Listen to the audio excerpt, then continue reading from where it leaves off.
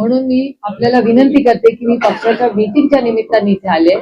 पत्रकारांना फार वेळ थांबायला नको, म्हणून तुमचे जे काही प्रश्न असतील तो पहिला टप्पा आत्ता एक घेऊ आणि नंतर ठाकरे कुटुंबाचा कार्यक्रम झाल्यावर 2 तासांनी परत तुम्हाला वेगळी बाईट देते. त्याच्यामुळे आता तुम्हाला पहिल्या टप्प्यात काय विचारायचं विचारा, म्हणजे आम्ही आमच्या कामाला लागू शकू. सगळ्यांचे आभार आणि जी काही या गडबडी आणि गर्दीमुळे गैरसमज झाली असेल त्याबद्दल दिलगिरी व्यक्त करते, पण आता घरचं समजून मॅनेज करा. एक तर गेले अनेक दिवस पार्लमेंटचं सेशन चाललं होतं. पार्लमेंटच्या सेशन मध्ये अतिशय 3-4 महत्वाची बिलं आलेली. एक तर SIR वर सविस्तर चर्चा झाली, त्याच्यानंतर रामजी बिल आणि न्यूक्लिअर अग्रीमेंटचं बिल, या 2-3 अतिशय महत्वाच्या बिलांवर चर्चा होती. त्याच्यामुळे गेले 3 आठवडे सातत्याने तुम्ही तुमच्याही चॅनलवर तुम्हीही रिपोर्टिंग केलंय, त्याबद्दल तुमचे आभार मानते मी. पण साधारणपणे आमचे 3-1 आठवडे सगळ्याच खासदारांचे सगळ्याच पक्षाचे दिल्लीमध्ये गेले. ते झाल्यानंतर कॉर्पोरेशनचं इलेक्शन अनाऊन्स झालं तोपर्यंत, आणि त्याच्यानंतर पुणे असेल, मुंबई असेल, नाशिकच्या सगळ्याच आपल्या कॉर्पोरेशनच्या बाबतीत कुठे काय निर्णय घ्यायचे. मुंबईमध्ये आमची चर्चा काली शिवसेनेची सविस्तर 3-4 छोट्या छोट्या मीटिंग, काँग्रेसची मीटिंग, म्हणजे परमिटेशन कॉम्बिनेशन मध्ये मीटिंग चाललेल्या आहेत. आणि गेले काही दिवस माझे सगळे सहकारी हे पुण्यामध्ये काय करायचं याचा एक आढावा घेत होते, आणि त्याच्यामुळे त्याचा एक फॉलोअप म्हणून आज मी सगळ्या सहकार्यांना भेटते. एक ही फॉलोअप मीटिंग आहे, ही कंटिन्युटी मधला फॉलोअप. दोन्ही राष्ट्रवादी एकत्र येण्यावर चर्चा करतात. काल तुमच्याकडे काय बैठक घेतली, तोच हा विषय होणार का, किंवा दोन्ही राष्ट्रवादी एकत्र येण्यापर्यंत फायनल? नाही, कसं आहे की आमचा पहिल्या दिवसापासून प्रयत्न आहे की महाविकास आघाडी आणि कुठलेही समविचारी मित्र पक्ष जर एकत्र येऊ शकत असेल तर पुण्याच्या हितासाठी. मी कालही बोलले, आजही बोलते की हे इलेक्शन हे आपली शहरं सुधारण्यासाठी आहे. आपण जर लेटेस्ट इकॉनॉमिस्ट वाचला असेल तर त्याच्यात पूर्ण देशाचा नाही जगाचा आढावा घेतलेला आहे की नागरीकरणामुळे तुमच्या माझ्या आयुष्यात रोज बदल होतो. आणि त्याच्यामुळे 2 अशी शहरं आहेत जगामध्ये ज्यांना नागरीकरणाचा काही फटकाच बसलेला नाही, आणि त्यातलं एक शांघाय आहे.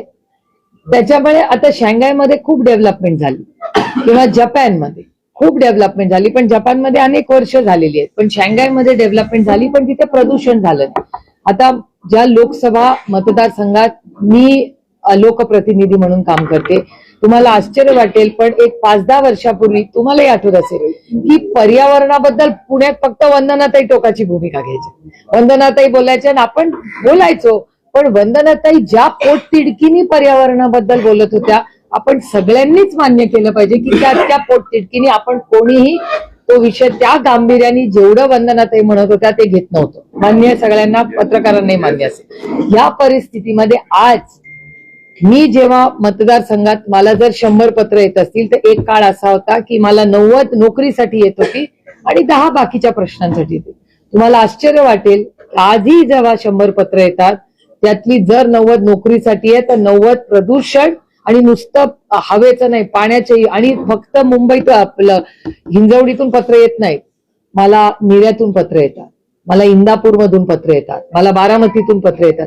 त्यामुळे पाण्याचं प्रदूषण आणि हवेचं प्रदूषण हा एक खूप मोठा विषय हा झालेला आहे. इलेक्शन येतील आणि जातील, पण ह्या गोष्टी जर एकदा हानिकारक झाल्या तर ज्याच्यासाठी आपण सगळे कष्ट करतोय की आपल्या मुलांसाठी पुढे चांगलं व्हावं, आपल्या पक्षाने काहीतरी चांगलं काम करावं, याला 5-10 वर्षांनी खरंच अर्थ राहणार आहे का, हा एक मोठा प्रश्न. म्हणजे माझं स्वतःचं उदाहरण सांगते. मी या ऑफिस पासून इथून पुणे म्युन्सिपल कॉर्पोरेशन 10 पावलावर आहे आणि माझं घर 100 पावलावर आहे.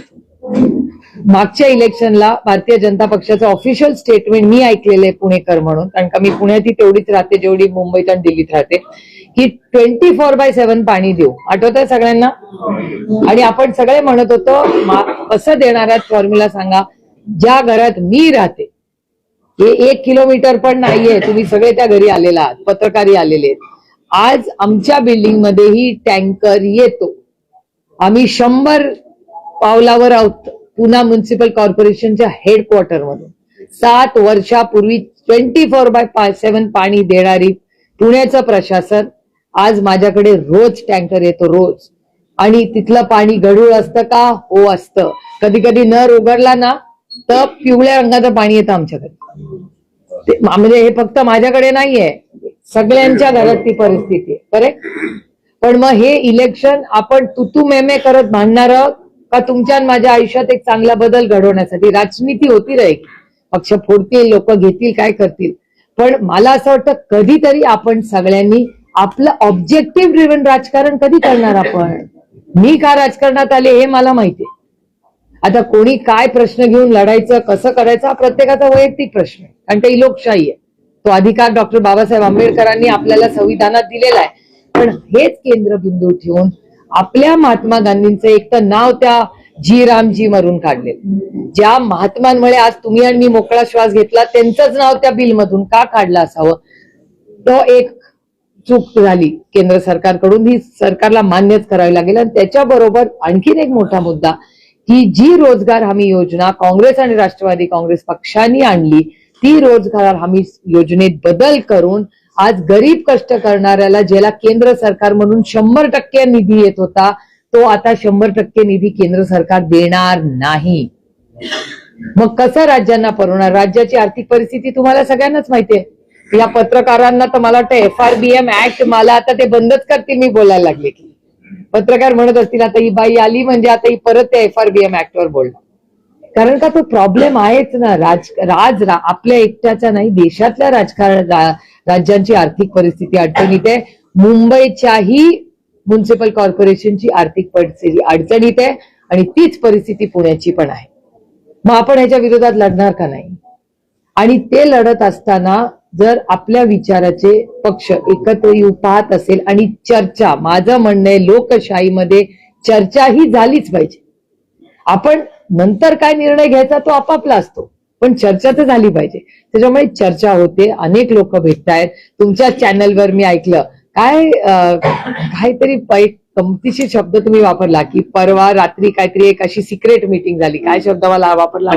गुप्त बैठक वापरला का तुम्ही? गुप्त बैठक झाली वगैरे. मला पण फोन केला, काय तुम्हाला म्हणलं बाबा गुप्त बैठक मला कशी माहिती असेल? तुम्हाला कोणत्या तरी सूत्रांनी सांगितली. ते सूत्र फार ऍक्टिव्ह झालीत गेल्या काही दिवसात. त्याच्यामुळे या सूत्रांच्या या गोष्टी होत राहतील. पण मला असं वाटतं की सगळे आपले सगळे संघटनेत संघर्ष केलेला आहे, जे पुणेकर आहेत आणि पुण्यावर प्रेम करणारे, आणि पुण्यात एक चांगला बदल. मग पाण्याचा प्रश्न असेल, ट्रॅफिकचा प्रश्न असेल. म्हणजे तुम्ही मला विचारलं की आता सुप्रिया तू उभी आहेस आपल्या बालेवाडीला, तर कल्याणी नगरला जाणार का मुंबईला जाणार? कुठे जाल तुम्ही? मुंबईला.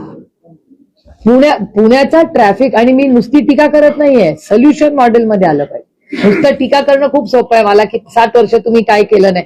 सुप्रिया सुळे, तुम्ही आणि तुमचा पक्ष काय करणार हे तुम्ही आम्हाला कधी सांगणार? मला फक्त पुणा म्युन्सिपल कॉर्पोरेशन ही तिथे सेवा करण्यासाठी आपण का तिथे जावं?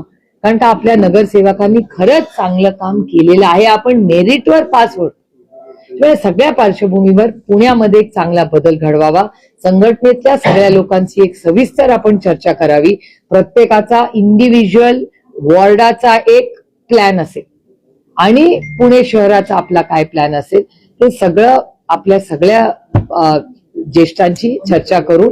आणि मी तुम्हाला बरेच दिवसात भेटले नव्हते आणि त्याला काहीतरी आता आकार द्यायची वेळ आली. अधिकृत घोषणा कधी होणार? अधिकृत घोषणा अजून चर्चा ते होऊ दे बाबा, घाई काय? सगळ्या चर्चा सुरू आहेत. तुमच्या या कार्यालयामध्ये काय तुमच्या शेजारी पेशंटला बघायला मिळतात, पण माझ्या आम्ही 4 जण बसतो. मग अंकुश अण्णांचा का नाही प्रश्न विचारत? पण नाहीये. तुम्हाला एक सांगू का? मी तुम्हाला एक सांगते, नाराजी वगैरेचा अधिकार आम्हाला लोकशाही या प्रक्रियेतच नाही. आपण जेव्हा पब्लिक लाईफ मध्ये असतो ना, तेव्हा नाराज बी राहणार. नाराज कधी घरी? म्हणजे रेवती माझ्यावर नाराज होऊ शकते, पण मी नाही कोणावर नाराज होऊ शकत. I am a professional. त्याच्यामुळे जर मी लोकसेवेसाठी उतरलेले असेल तर नाराजगी हा शब्द आम्हाला अलाउडच नाही आहेत, आमच्या डिक्शनरीतच नाही येते. सल्ला नाही, मी I practise what I preach. आता ते मीडिया समोर का नाराजी व्यक्त करतात याचं मला माहिती नाही. कारण का मी मीडियाशी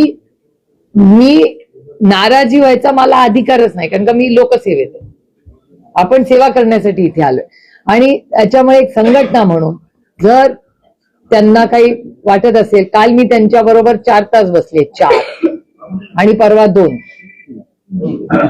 म्हणजे काल माझी मुंबईची सगळी कामं बाजूला ठेवून मी खरं तर राऊत साहेबांना भेटायला जाणार होते. मी राऊत साहेबांकडे 8:30 वाजता गेलो आम्ही चर्चा करायला. कारण का प्रशांत दादांचे काही प्रश्न होते आणि रास्त आहेत ते, त्याच्यात काही गैर नाही. जर त्यांच्या मनात काही प्रश्न असतील तर ते विचारणं हा अधिकार आहे. आमचा पक्ष लोकशाहीचा पक्ष आहे, त्याच्यामुळे आम्ही कुठलाही निर्णय कुणावर कधी रेटत नाही. कारण का हा पक्ष शेवटचा कार्यकर्ता केंद्रबिंदू आमच्यासाठी आहे आणि त्या शेवटच्या कार्यकर्त्याचं मत आणि मन हे आदरणीय पवार साहेबांनी 6 दशकं जपलेलं आहे. त्याच्यामुळे जोपर्यंत तो शेवटचा कार्यकर्ता समाधानी होत नाही तोपर्यंत पक्ष कुठलाही निर्णय घेणार नाही. आणि हा लोकशाहीने चालणारा पक्ष आहे, त्याच्यामुळे प्रत्येक कार्यकर्ता, पदाधिकारी, नेता याचं मत आमच्यासाठी महत्वाचं आहे.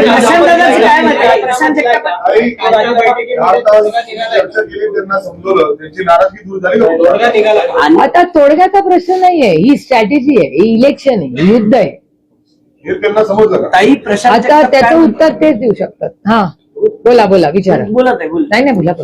त्यांनी जो प्रश्न विचारला प्रशांत जगतापांचं म्हणणं काय, साहेबांनी पुरोगामी विचार जपलाय. 2023 मध्ये ज्यावेळेस ह्या सगळ्या घटना घडल्या पक्षफुटीच्या, त्यानंतर मी आणि माझ्यासह असंख्य कार्यकर्ते पुण्यातले साहेबांसोबत राहिलो. पुरोगामी विचार पुढे न्यायला साहेब आहेत. जर भाजप राष्ट्रवादी सोबत आपण गेलो आणि महायुती म्हणून जर परत सत्तेत महापालिकेत आलो तर पुरोगामी विचार संपेल. मी नाराज असल्याचं कारण एकमेव आहे की ज्या लोकांनी साहेबांना त्रास दिला, पक्ष फोडून सुप्रियाताईंना त्रास दिला, त्या लोकांसोबत महापालिकेच्या मांडीला लावून बसणार का? आता हा प्रश्न जर त्यांनी विचारलाय तो रास्त प्रश्न, पूर्णपणे रास्त आहे. मी तुम्हाला थोडं हिस्ट्रीमध्ये परत नेते. आदरणीय पवार साहेब आणि सोनियाजींना चॅलेंज केलं होतं, आठवतंय तुम्हाला? तेव्हा पवार साहेबांना पक्षातून काढलं होतं. काँग्रेस पक्षाने पवार साहेबांचं निलंबन केलं होतं. इथे ज्येष्ठ असतील त्यांना माहिती असेल, तुमचा जन्म झाला होता का नाही, तुम्ही यंगस्टरचा मला माहिती नाही. तुम्ही सगळे खूप यंग आहात, मी तेवढी यंग नाहीये. पण मला ते दिवस क्लिअरली आठवत आहेत की तेव्हा आदरणीय पवार साहेबांनी सोनियाजींचं सिटिझनशिप आणि त्याच्यावर हे झालेलं आहे, हे वास्तव आहे या देशात आणि मी त्याची साक्षीदार आहे. आणि ते झाल्यानंतर आम्ही पवार साहेबांवर, तारिकभाईंवर आणि संगमा साहेबांवर ऍक्शन घेतली. त्यांना पक्षातून काढण्यात आलं. पक्ष नवीन स्थापन झाला, राष्ट्रवादी काँग्रेस पक्ष. काँग्रेस आणि राष्ट्रवादी टोकाची भूमिका असताना दोन्ही पक्ष वेगळे झाले. वेगळे झाल्यानंतर इलेक्शन झालं आणि युपीएचं गठबंधन झालं नव्हतं तेव्हा काँग्रेस वेगळी लढली, राष्ट्रवादी काँग्रेस. मी एक गोष्ट प्रांजळपणे मान्य करते आणि शिकण्यासारखी गोष्ट, आणि इथे खूप राजकीय कार्यकर्ते त्यांच्यासाठी जास्त आहे. मी स्वतः माझ्या डोळ्यांनी पाहिलं आणि अनुभवलंय की हा सोनियाजींचा मनाचा मोठेपणा होता की सोनियाजी आमच्या घरी आल्या.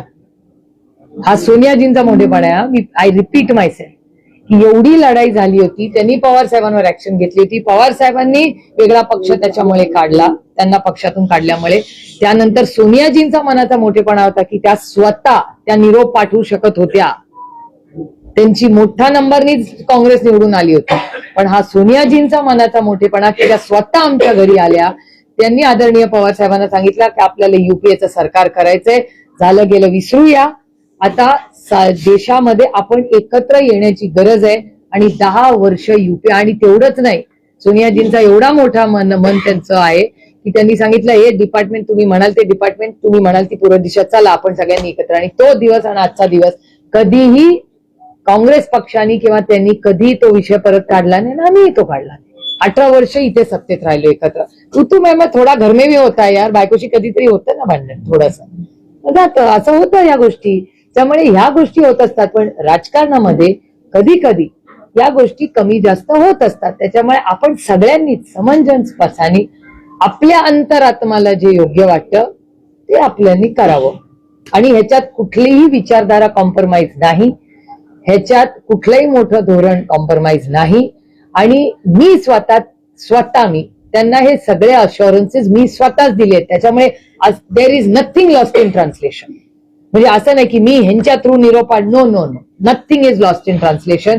प्रशांत दादा काली पक्षाला महत्वाचे, आजही आहेत, उद्याही आहेत.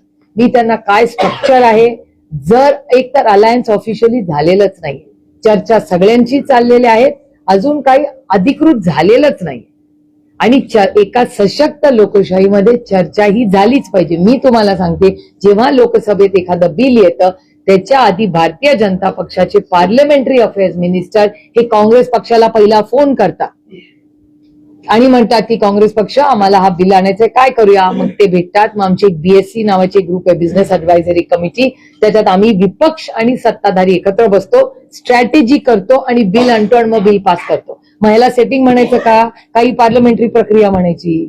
एका लोकशाहीत एकमेकाशी बोललं पाहिजे, आणि त्याच्यातून जर नाही जमलं तर प्रत्येकाला अधिकार आहे ना, पण चर्चा तर झाली पाहिजे ना.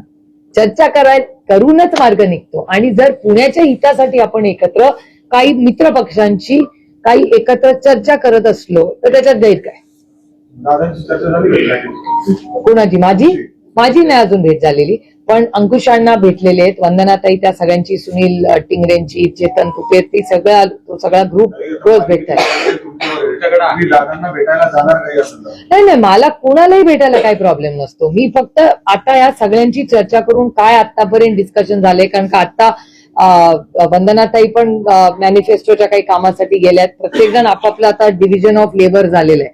त्यामुळे ते सगळे करून जेव्हा यांचं नक्की काय ते कार्यकर्ता प्रत्येक त्याचं ऐकून घेतल्यावरच मगच मी दादांशी बोलणार ना, कारण का पूर्ण क्लिअरन्स असल्याशिवाय आणि प्रत्येकाच्या मनात काही शंका असेल, ती शंका जोपर्यंत पूर्णपणे सुटत नाही तोपर्यंत मी पुढे जाणार नाही. कारण मला या गोष्टीची जाणीव आहे की या 2.5 वर्षाच्या संघर्षामध्ये प्रत्येक कार्यकर्ता ज्यांनी स्वतःवर केस घेतली असेल, जो रस्त्यावर सत्तेच्या विरोधात लढला असेल, तो प्रत्येक कार्यकर्त्याची सगळी जबाबदारी सुप्रिया सुळे स्वतः संपूर्ण महाराष्ट्रात जिथे कुठे अलायन्स होईल तिथे घेणार. हे रेकॉर्ड करून ठेवा आणि परत रिपीट करा कधी गरज पडली तर, पण ते रिपीट दाखवायची वेळ येणार नाही. आत्ताचं एकत्र येणं हे फक्त निवडणुकीपुरतं असणार आहे. पक्ष विलिनीकरण म्हणून तुम्ही कसा विचार करता? मी अजून तेवढा विचारच करत नाही, कारण का आय लिव्ह द मोमेंट. आता उद्या इथे पाऊस पडून काय प्रॉब्लेम येईल का, आय हॅव नो आयडिया. आता पुण्यात थंडीत 10 डिग्रीवरनं 8 डिग्रीवर जाईल का, आय हॅव नो आयडिया. ते weather.com ला विचारायला लागेल. त्याच्यामुळे आता I am living the moment. आता व्हॉट इज इम्पॉर्टंट, आता महत्वाची गोष्ट काय की आता हे इलेक्शन आहे. काँग्रेसची आणि शिवसेनेची मी रोजच चर्चा करते. इथे हे सगळे त्यांचा काही अनेक प्रस्ताव आले. सुनील दादांचं माझं बोलणं झालंय, चेतन तुपेंचं आणि माझं बोलणं झालंय. नानांनी तर टीव्हीवरच सांगितलंय की 1 महिन्यापूर्वी त्यांचं माझं बोलणं काय झालं होतं. त्यामुळे ह्या चर्चा सगळ्यांची, एक तर मी सगळ्यांची नेहमीच बोलले, म्हणजे 2.5 वर्षापूर्वी पण मी सगळ्यांची बोलतच होते. मी कधीच कोणाची बोलणं थांबवलं नाही, कारण का एका लोकशाहीमध्ये प्रत्येकाची कारणं असतात, त्यांचं काय विचारधारा असते ते आपल्याला मान्य करावं लागतं. दोन राष्ट्रवादीची जर युती झाली तर आम्ही राष्ट्रवादी सोबत जाणार नाही. ते ठीक आहे ना, त्यांचं मत असू शकतं ना. लोकशाही अलायन्सेस करताना प्रत्येकाला अधिकार आहे. तर काँग्रेस म्हणलीच होती ना की मनसे आणि शिवसेना गेली, आणि तुम्ही मला अर्ध विचारताय. राऊत साहेब काय म्हणाले, पुरं स्टेटमेंट तुम्ही कदाचित ऐकलं नसेल, पण मी ऐकलं की महाविकास आघाडी लोकसभा विधानसभेला इंटॅक्ट राहील. लोकल बॉडी इलेक्शनला अनेक ठिकाणी आधीच्याही इलेक्शन मध्ये सगळे परमिटेशन कॉम्बिनेशन झालेले आहेत. हे काय नवीन नाही करत आहे. दोन राष्ट्रवादी एकत्र लढत आहेत. 2 बैठका आतापर्यंत दोन्ही पक्षांच्या नेत्यांच्या झालेल्या आहेत. राष्ट्रवादी काँग्रेस अजित पवार यांचा असा आग्रह आहे की या निवडणुका घड्याळ चिन्हावर लढायच्या. तुमच्या पक्षाचं काय म्हणणं आहे? माझ्याकडे हा प्रस्ताव नाही आलेला. चर्चा अशी आहे, चर्चा असेल ना, चर्चा असेल ना, ती तुमच्या कानावर आली असेल. निवडणुका तुम्ही तुतारी चिन्हावरच लढणार आहात. इट इज द ऑब्व्हियस ना, इट इज ऑब्व्हियस. तुम्हाला कोण सूत्र सांगतोय आणि तुमचा वेळ वाया घालवतोय आणि माझाही वेळ वाया घालवतोय. गॉसिप कमी करूया, कामावर फोकस ठेवूया. आतापर्यंत पुणे महानगरपालिकेच्या निवडणुकांच्या अगोदरच्या आपण दादांनीच लीड केलेला आहे, दादाच करत आहे. तुम्ही राष्ट्रवादी एकत्र आले तरी दादाच लीड करणार का, चेहरा दादांचाच असणार का, त्यांच्या नावानेच ही निवडणूक लढली जाणार का, असा प्रश्न कार्यकर्त्यांच्या मनात सुद्धा. म्हणजे कोण लीड करणार? सगळेच लीड करू ना आम्ही. दिसत नाही काय लीड करताना तुम्ही आता आज पहिल्यांदा आलात बैठक, पहिल्यांदाच आले, कारण का मुंबईचं कोण बघणार? फॉर्म भरायचे हो, मग ठीक आहे ना. कधी आता वेदर.कॉमचं जसं उदाहरण दिलं ना वेदर.कॉम म्हणजे सातत्याने बैठका घेत आहेत तुमचे ठीक काही आहे ना. नगरसेवक राहिलेत का ते बी चेक करा म्हणजे आपण ठीक आहे ना, गेले असतील तर शून्यातून पूर्ण विश्व उभं करू, काय अवघड नाही. प्रॉब्लेम वेदर याला करायचं असतं ना, आणि इस देश में टॅलेंट की कमी नाही आहे. तुम्ही is very talented country and nation. वेदर.कॉमचं जे उदाहरण दिलं ना की वातावरण तसंच सुप्रिया सुळे ज्या आहेत ना त्या प्रत्येक कार्यकर्त्याशी बोलतात, म्हणजे अगदी कार्यकर्त्यांशी पण बोलतात, प्रशांत दादांशी पण तुम्ही बोललात, तुम्ही दादांशी पण बोलायचं म्हणतात की मी कुणाशी बोलू, तुम्ही साहेबांशी पण बोलतात. तुम्ही काहीतरी ठरवलं असेल ना पक्षांशी बोलून, प्रदेशाध्यक्षाशी बोलून, साहेबांचं तुमचं बोलणं झालं असेल, कारण 2-3 दिवसात सगळंच क्लिअर होणार आहे. आता काहीतरी स्ट्रॅटेजी तुम्ही आखली असेल ना की पक्ष म्हणजे मी कुठं तुम्हाला आधी सांगितलं, मेरा पेट बहुत बडा है. दोन्ही ठाकरे एकत्र येतात महानगरपालिका निवडणुकीपासून आज गोष्ट आलेत काही केली त्यांनी काय ते अधिकृत म्हणजे इट वॉज ओनली ते अनाउन्समेंटच राहिली होती, बाकी सगळं तर ठरलंच होतं ना. त्याच्या पहिल्या मोठ्या कार्यक्रमाला सगळ्यात उत्साही मी आत्या म्हणून होते. राजकीय माझे परिणाम 2 बंधू एकत्र येत असतील तर माझे आनंदच आहे. राजकीय परिणाम काय असतील? तुम्ही देखील दिसलात त्यांना दोघांना एकत्र आणण्यासाठी तुमचा देखील नाही, माझा नाही. सगळ्यात मोठा पुढाकार राजजी आणि उद्धवजींना एकत्र आणण्यात सगळ्यात मोठं योगदान कोणाचं असेल तर ते राऊत साहेबांचं आहे. राऊत साहेबांनी कष्टांची पराकाष्ठा केली आणि ते कुटुंब एकत्र आणण्याचं क्रेडिट अर्थातच त्या कुटुंबातल्या सगळ्या फॅमिली मेंबर्सला आहे, पण त्याच्यात सगळ्यात मोठा फॅमिली मेंबर जो प्रेमाने त्यांनी केलं त्याचं नाव संजय राऊत साहेब आहे. पण आज कसं बघताय जे एवढे वर्ष दोघं एकमेकांना टीका करत होती, मुलं एकमेकांना भेटत नव्हती, आज भेटताय. याचा चांगली गोष्ट आहे परिणाम ना. महानगरपालिकेच्या निवडणुकीवर कसा राहील तुम्हाला वाटतं? मी त्या तुमच्या पण चॅनलनी सर्वे केलेच असतील ना. मग सर्वे करतात ना इलेक्शनला, आम्हाला पण दाखवतात ना सर्वे या इलेक्शनच्या आधी. माझ्या शुभेच्छा आहे. जशी आपण इथे चाचपणी करतो 2 राष्ट्रवादी आणि काँग्रेस, तर इथे आपण दोन्ही ठाकरेंना सोबत घेणार आहोत का? माझी मनसेला चर्चा आहे. सोबत घेणार आहोत नाही का? आमचा प्रयत्न आहे महाविकास आघाडी प्लस राष्ट्रवादी अजित पवार असा आमचा प्रयत्न शेवटपर्यंत राहील. आणि मनसे पण एव्हरीबडी. काही वेगळा प्रश्न आहे. पर्यावरणाचा जसा गंभीर प्रश्न आहे तसंच लोकसंख्येचा पण आहे. अशातच नवनीत राणांनी वक्तव्य केले की 3-4 मुलं जन्माला घालत. मला नाही माहिती, मी ऐकलेलंच नाही विधान, त्याच्यामुळे मला बोलता येणार नाही त्याच्यावर. विशाल तांबेंनी न रचण्याची भूमिका घेतली आहे, तर त्यांचं काय नेमकं कारण आहे? ते ठीक आहे ना, प्रत्येकाला आपापलं कारण असतं. त्यांना वाटत असेल लढायचं नाही, लोकशाही आहे, लढायचं का नाही लढायचं हा प्रत्येकाचा वैयक्तिक प्रश्न आहे ना. चांगले उमेदवार जे आहेत म्हणजे सिटिंग नगरसेवक अशी जर भूमिका घेत असतील तर काउंट म्हणजे एकतर मी तुम्हाला आधी सांगितलं की विशाल तांबेंनी लढावं अशी माझी स्वतःची इच्छा होती. आणि ज्या पद्धतीने म्हणजे आज भारतीय जनता पक्षामध्ये भारतीय जनता पक्ष कमी आणि काँग्रेस आणि राष्ट्रवादी जास्ती असे, त्याच्यामुळे मग होतं तेच बरं होतं ना. काँग्रेस मुक्त भारत करायला गेले तर आता पुन्हा हे बीजेपी ओनली काँग्रेस एनसीपी झालेले. मग ते कुठल्याही चिन्हावर नाही नाराज साहजिक आहे ना. नाही साहजिक आहे ना, कुठल्याही पक्षामध्ये साहजिकच आहे ना. जर ओरिजिनल ज्यांनी खूप कष्ट करून विरोधात असताना ज्या सगळ्यांनी हा पक्ष बांधण्याची काम केलं, आज ते भारतीय जनता पक्षात कुठेच दिसत नाही. आणि हा कॉमन फिनॉमिनॉन आहे. आणि त्यांनी फक्त एवढंच सांगितलं की काँग्रेस मुक्त भारत. आता सगळीकडे काँग्रेस, आणि जी परवाचा पण रिझल्ट लागला त्याचा अर्ध्याहून जास्त क्रेडिट काँग्रेस पक्षाला आहे. राज्य में नए राजनीतिक समीकरण दिखाई दे रहे हैं. आज दोनों ही ठाकरे एक साथ अलायंस करेंगे. किस तरह? अरे हर कॉर्पोरेशन, महाराष्ट्र में हर कॉर्पोरेशन इलेक्शन में ऐसा होता है. थोड़ा डेटा देखिए, हर 5 साल का यही होता है. कब सब साथ में आते हैं, कब कई अलग से लड़ते हैं. तो महाराष्ट्र में हमेशा हुआ है. आपको याद होगा पिछली बार जब इलेक्शन हुआ था 7 साल पहले, तब शिवसेना और बीजेपी साथ में सरकार में थी लेकिन इलेक्शन अलग लड़ा था. तो ये कॉम्बिनेशन परम्यूटेशन हमेशा होता है. महाराष्ट्र में कोई नई बात नहीं. लेकिन उनका कहना है कि मराठी वालों को एकत्र करना और वो उनकी स्ट्रैटेजी है ना, उनको तो अधिकार है ना उनको. what about your party member? We are also in discussion with. No, we are also in discussions with everybody. सबसे हम बात करेंगे और आज कल में हम पुनः फाइनलाइज करना चाहते हैं सब कुछ. Yeah, but your party president in city, Pune city is not usually happy with this alliance. No, listen, in a democracy, everybody has a right to an opinion. I have spent in total 6 hours with him between yesterday and today. he had some strategy in his mind, he had some thoughts in his mind, so he has conveyed it to me. I have conveyed to him what I think is in the larger interest of the organization, and more than the organization, the city. What is important is the city is important. We are up behind. मैंने हमेशा कहा है, पहला देश, फिर राज्य, फिर party और फिर फैमिली. तो पहले देश, राज्य और पार्टी के हित में जो होगा वही हम करेंगे, और हर कार्यकर्ता का मान सम्मान हमेशा ही करते आ रहे, आगे भी होगा. इसीलिए मैं सबसे वन ऑन वन आज बात करने आई हूँ कि ये जब अलायंस हो रहा है, कोशिश हो रही है कि महाविकास आघाड़ी में हमें 1-2 सीट आगे पीछे करनी पड़ेगी. अगर अजीत पवार जी के पार्टी के साथ हमारा गठबंधन अगर हो गया तो क्या रेपरकशंस हो गए, तो हर जो कार्यकर्ता है उसको भी बात कर रही रहे. लेकिन ये मेरी भी नैतिक जिम्मेदारी है ना कि मैं भी आके आपके साफ साफ सबसे बात करूं. Yeah, we are in touch, but unless I have something productive to offer to discuss, everybody is under pressure of time, no? Okay, recently concluded parliament session, you criticized Ramji. What was your saying? Like, It's one of the finest programs the Congress Party and the NCP has brought in India. It's very unfortunate that two major things which we objected to. One is changing of the name to remove Mahatma Gandhi's name. That was really objectionable, point number one. And point number two, the breakup of the amount.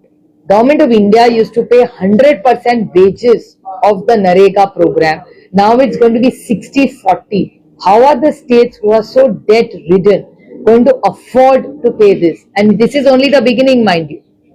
Once the Finance Commission report comes, then what is going to happen? If they keep decreasing, then in a few years it will become zero from Government of India. Can Government of Maharashtra or any state government afford this? They can't. And it was a demand-driven program. It won't be a demand-driven program anymore. That is the unfortunate part, and it will hurt most. It will hurt the poor of this country.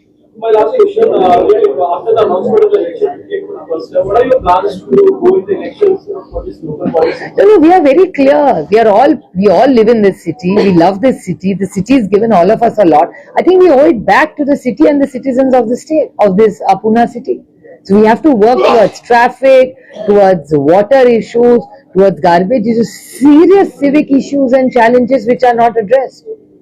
आणि शेवटचा प्रश्न BMC बद्दल. ठाकरे बंधू एकत्र आले, त्यांच्यातलं जागा वाटप ठरलंय. आपण त्यांच्यासोबत लढतो, लढणार असू तर तुमच्या वाट्याला किती जागा आलेल्या आहेत? काल रात्री आमची सविस्तर मीटिंग झाली मुंबईसाठी, आणि त्याच्यामध्ये आणखीन काही त्यांनी सीट आम्हाला वाढवून दिले आहेत. पण आमच्या काही मागण्या आहेत, कारण का आमची 1-2 सिटिंग आहे. त्यामुळे आज आम्ही त्यांना विनंती केली आहे, कारण का आम्ही काँग्रेसशी काल बोललेलो आहोत. आमचा अजूनही प्रयत्न आहे की काँग्रेसनी आणि आपण सगळ्यांनी एकत्र लढावा, असा आमचा प्रयत्न शेवटच्या दिवसापर्यंत माझा तरी राहिलच. त्यामुळे काल आमची काँग्रेसची सविस्तर मीटिंग झाली, आमची शिवसेनेची पण झाली. त्यामुळे आज आम्ही ठरवलंय की आज रात्रीपर्यंत, कारण का शेवटी कार्यकर्ते अस्वस्थ असतात, सगळ्याच पक्षाचे फॉर्म भरायचा असतो, त्यांचा प्रचार असतो. त्याच्यामुळे आमचा प्रयत्न आहे की आज रात्रीपर्यंत मुंबईचं जे काय असेल तो निर्णय सेना आणि आम्ही आणि काँग्रेस बसून फायनलाइज किती जागा? जागा किती? जागाचा नंबर राखीताई कडे लिस्ट आहे, काहीतरी 15-16 तुम्ही रिपोर्ट केलाय ऑलरेडी. त्या क्लिअर झाल्यात, अजून क्लिअर व्हायच्या आहेत. फर्स्ट फेज फॉर्म्युला महापालिका निवडणूक नाही, प्रत्येक ठिकाणी वेगवेगळं. हो, जे नगरपालिकेला झालं तेच होणार आहे. त्याच्यामुळे सगळे फॉर्म भरून होऊ द्या आणि मग आपण एकमेकाशी बोलू की कोण कुठे काय लढते, कारण का आता काय सुधरतच नाही कोणाला. थँक्यू.